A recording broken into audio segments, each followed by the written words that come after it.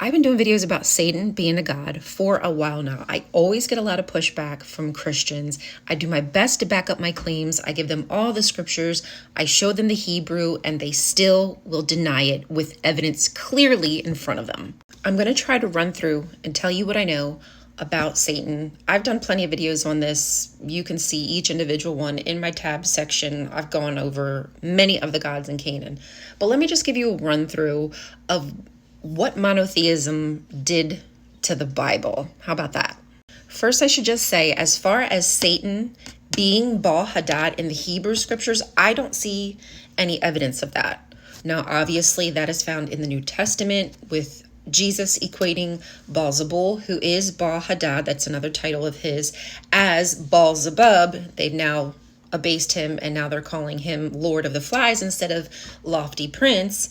And they decide, for whatever reason, well, actually, I know what reason, but they decide that Satan is Baal-Hadad. Again, we have evidence. Baal-Hadad is an actual god. He's not an angel. He's not lower than. In fact, he's older than Yahweh by like thousands of years older than Yahweh. So this is my opinion on why they made Satan Baal-Hadad. Because when you read the Hebrew scriptures, as I said before, it's just a title. Satan is just a title. He's actually a helper of God.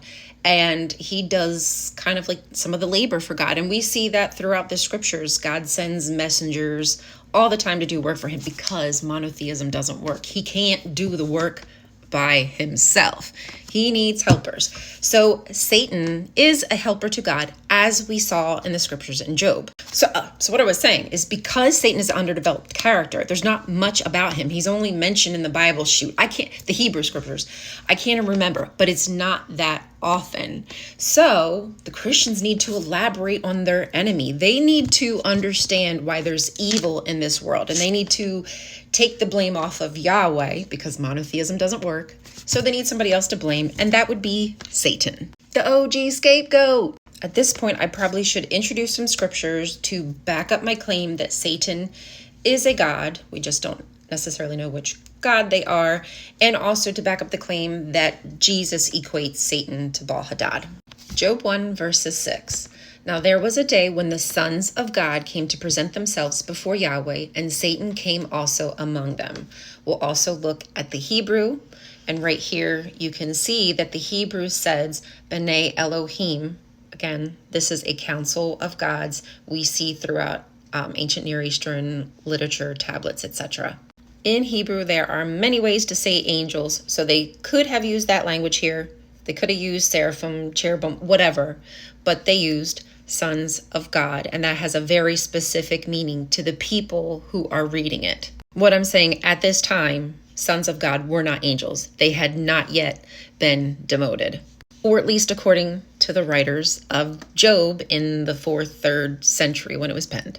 So who is Satan? What is Satan? Does the Hebrew give us any inclination? I'm going to go through like 2 scriptures with you. 1 Samuel 29:4 is speaking about David before he became king. But the commanders of the Philistines were angry with him, and the commanders of the Philistines said to him, "Send the man back so that he may not return to the place that you have assigned to him. He shall not go down with us to battle, or else he may become an adversary to us in the battle. For how could this fellow reconcile himself to his Lord? Would it not be with the heads of the men here?" So we'll check out the Hebrew. We see Satan. So this is just an adversary, as we've said before, and it's used for people, in this instance for David. And between these 2 scriptures, 1 Chronicles 21:1 and 2 Samuel 24:1, we can see that Satan works for Yahweh, just like he did in Job. Simply because Satan's name might mean something like adversary does not mean he's an adversary to Yahweh. Zechariah 3:1-10 is a shining example. Let's read a few of these verses, 1-5. Then he showed me the high priest Joshua standing before the angel of the Lord, and the accuser standing at his right hand to accuse him. At the right hand side of Yahweh. Hello. Sorry. I get excited about this. And the Lord said to the accuser, "The Lord rebuke you, O accuser. The Lord who has chosen Jerusalem rebuke you. Is not this man a brand plucked from the fire? Now Joshua was wearing filthy clothes as he stood before the angel. The angel said to those who were standing before him, "Take off his filthy clothes." And to him he said, "See, I have taken your guilt away from you, and I will clothe you with festal apparel." And he said, "Let them put a clean turban on his head." So they put a clean turban on his head and clothed him with apparel, and the angel of the Lord was standing by. In this instance, this is not an opposer to Yahweh. This is someone who is in his divine counsel at his right hand side, working with him, as I have shown you in other scriptures. I'm not sure if I've done a video on this. I honestly cannot remember, but here is a paper, and this man believes that Satan actually means something like a mercenary. So like he's Yahweh's, which I think is actually pretty dope.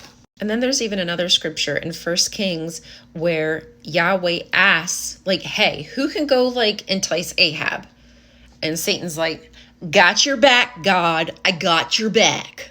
Now, as Francesca Stavrokopoulou says, Dr. Francesca Stavrokopoulou says that when Genesis was penned, it was placed at the beginning of the Bible because they needed to have the fall of the gods. They realized they have all these gods and now they need to do something with them. So they demythologized them and put them in the position of angels. And this is all in the story of Genesis 6, I believe, with the Nephilim. Now, remember how I said about what happened to the Bible because of monotheism?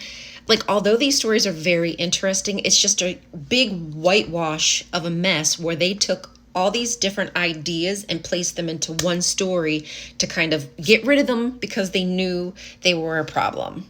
Genesis 6, 1 through 4, this is the fall.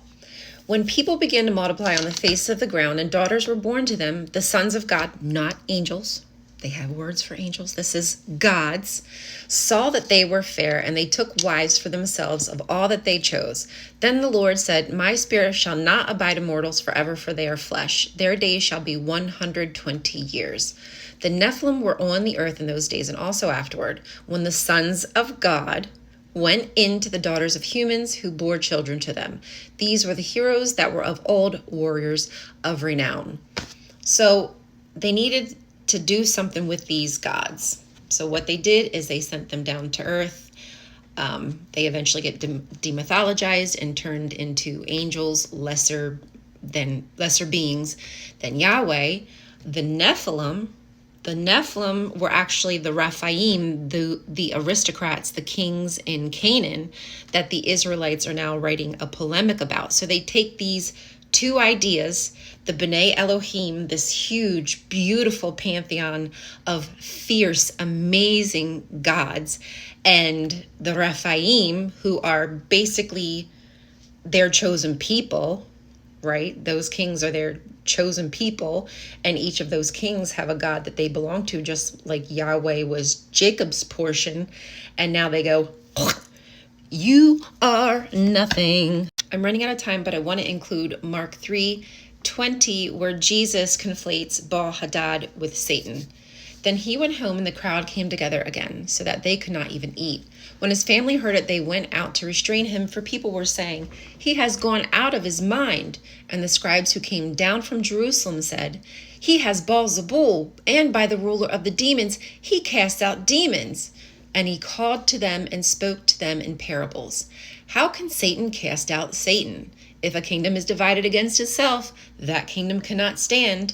And if a house is divided against itself, that house will not be able to stand. And if Satan has risen up against himself and is divided, he cannot stand. But his end has come. I think that's enough.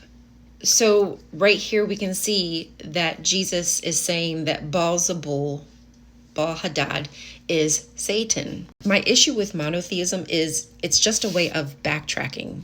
We're looking at the first century through this Christian lens with monotheism in our mind. We're retrojecting it into history when it didn't exist, and we're erasing the beautiful tapestry of ideas that existed at the time.